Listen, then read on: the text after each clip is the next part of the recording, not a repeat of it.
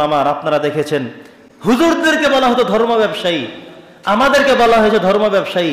কিন্তু আপনাদেরকে স্পষ্ট করে আমি আগেও বলেছিলাম, আজকে আবারও বলছি, ধর্ম ব্যবসায়ী কাকে বলা হয়?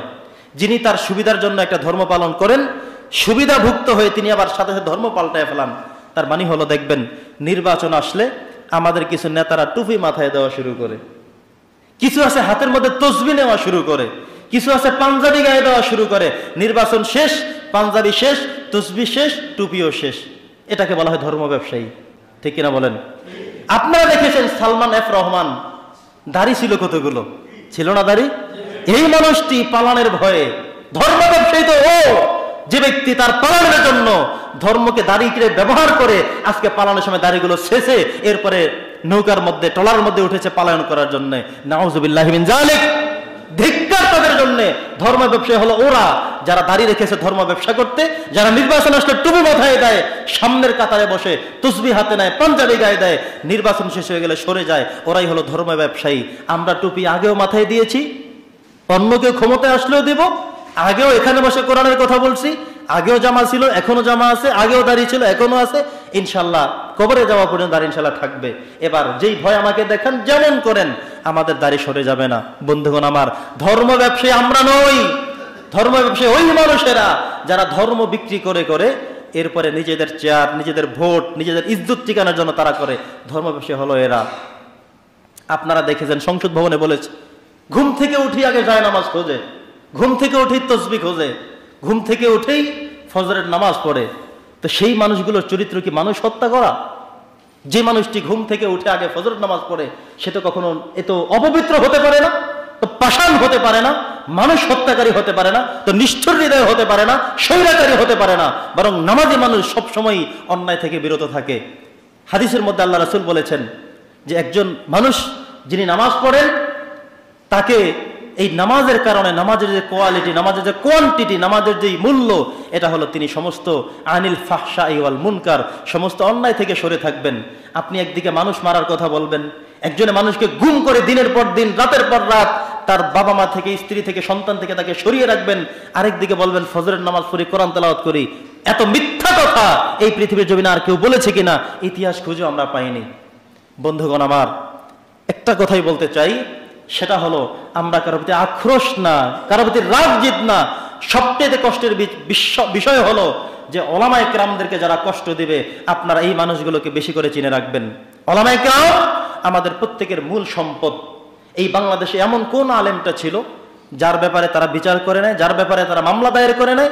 চরমনাই ফিরশা হুজুরকে দেখেছেন মেয়র নির্বাচনে, উপজেলা নির্বাচনে তাকে ঘুষি মেরে তার দাঁত মুখ রক্তাক্ত করে ফেলেছে, দেখেছেন না আপনারা?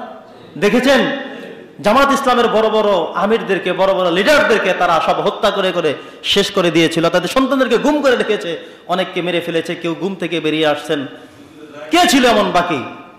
এমন বাকি ছিল কে? বন্ধুগণ আমার, অতএব মনে রাখতে হবে আমাদেরকে, এই জুলুমবাজ, এই স্বৈরাচারের এই যেই কাজ তারা করেছে, বাংলার জমিনে ইনশাআল্লাহ মানুষ কখনোই তাদেরকে জায়গা দিবে না। আপনি যদি ইমানদার হয়ে থাকেন, নামাজি হয়ে থাকেন, মুসলমান দাবি করেন, কখনো এই জালেমের পক্ষে, স্বৈরাচারের পক্ষে স্লোগান দিতে পারেন না, কথা বলতে পারেন না। ঠিক কিনা বলো মুসলমান? বন্ধুগণ আমার, যেই স্লোগান, যেই জায়গা থেকে নারে তাকবীর আল্লাহু আকবার দিয়ে শুরু হয়, সেটা হলো কোরআন সুন্নাহর মিছিল। আর যেই মিছিল নারে তাকবীর আল্লাহু আকবার বাদ দিয়ে অন্য কোনো স্লোগান দিয়ে শুরু হয়, সেটা কোনো ইসলামিক স্লোগান হতে পারে না। যেই দল আপনাকে মানুষ মারতে শেখায়, মানুষকে গুম করতে শেখায়, সেই দল কখনো ইসলামিক দল হতে পারে না। এটা ইসলাম বিদ্বেষী দল, আলেম বিদ্বেষী দল। এমন কোন আলেম ছিল না যারা তাদের মজলুমের শিকার হতে হয়নি। কি বুঝবেন আপনারা? আমাদের দুঃখটা আপনারা বুঝবেন না সেখানে বসে। এমন কোন আলেম ছিল না তাদেরকে তারা কষ্ট দেয়নি। আমাদের প্রত্যেকের নাম থানায় থানায় জমা, অমুক হুজুরের নাম, অমুক হুজুরের নাম। কেন? এমনকি মসজিদে এসে তারা খোঁজ নিত, কি আলোচনা করা হয়, সেই আলোচনাতে আবার আমাদেরকে ফোন করা হতো, কেন এটা করা হলো? বন্ধুগণ আমার, আমরা আল্লাহর কাছে বলছি, আল্লাহ তুমি আমাদের থেকে পরীক্ষা নিয়েছো, আমাদেরকে তুমি একটি স্বাধীন রাষ্ট্র উপহার দিয়েছো। এই স্বাধীনতা, এটা যেন আমরা অব্যাহত রাখতে পারি, আমরা যেন এটাকে টিকিয়ে রাখতে পারি, ধরে রাখতে পারি, সেই সহযোগিতা, সেই তৌফিক আমরা কার কাছে চাইবো? যারা বলেন কার কাছে? আমরা আল্লাহর কাছেই চাইবো। হযরতে ইয়াকুব আলাইহিস সালাম যেভাবে বলেছিলেন, ইন্নামা আশকু বাসি ওয়া হুজনি ইলাল্লাহ, আমাদের সব দুঃখ সব কষ্ট আমরা একজনের কাছে বলে রাখবো, তিনি কে? আল্লাহ। আল্লাহ তাআলা আমাদেরকে পরীক্ষা করেছেন, আল্লাহ তাআলা আমাদেরকে এই পরীক্ষার সম্মুখীন করে রেখেছেন। আমরা নবী রাসূলদের জীবনী পড়ে পড়ে দেখেছি এটা আমাদের পরীক্ষা। এই পরীক্ষা আমাদের ধৈর্য ধারণ করতে হবে, টিকে থাকতে হবে। আল্লাহ তাআলা একটা সময় ফল দিবেন, সে ফল অবশ্যই আল্লাহ তাআলা দিয়েছেন। বন্ধুগণ আমার, সর্বশেষ সবার কাছে এটাই আহ্বান, আমাদের এই যেই রাষ্ট্র সংস্কারের কাজ চলছে, আমরা যেন প্রত্যেকের জায়গা থেকে প্রথম কাজ হলো আল্লাহর কাছে দোয়া করা। কি করা? আল্লাহ যেন আমাদেরকে উত্তম একটি রাষ্ট্র আমাদেরকে উপহার দেন, যে রাষ্ট্রের মধ্যে প্রত্যেকটা মানুষ তার প্রত্যেক অধিকারগুলো নিশ্চিন্তে পাবে। এই যে দেখেন, হজের সিন্ডিকেট গুলো করেছিল কে? মানুষ ইবাদত করবে, হজ করবে, সেখানে 4.5 লাখ টাকা ছাড়া হজ করতে যায় না। অথচ যিনি এখন দায়িত্বে এসেছেন তিনি দেখেছেন মাত্র 2.5 লক্ষ টাকা দিয়ে হজ করতে যাওয়া সম্ভব। 1 লক্ষ টাকার বেশি লাগতো ওমরা করতে গিয়ে, তিনি দেখিয়েছেন 50 থেকে 60,000 টাকা দিয়ে ওমরা করা সম্ভব। প্রত্যেকটা হাজী সাহেব থেকে পার্সেন্টেজ করে করে তাদের অ্যাকাউন্টে জমা দিতে হতো। প্রত্যেকটি মাথা পিছে একজন নিত 10,000 টাকা করে, একজন নিত 1,000 টাকা করে, একজন নিত 5,000 টাকা করে।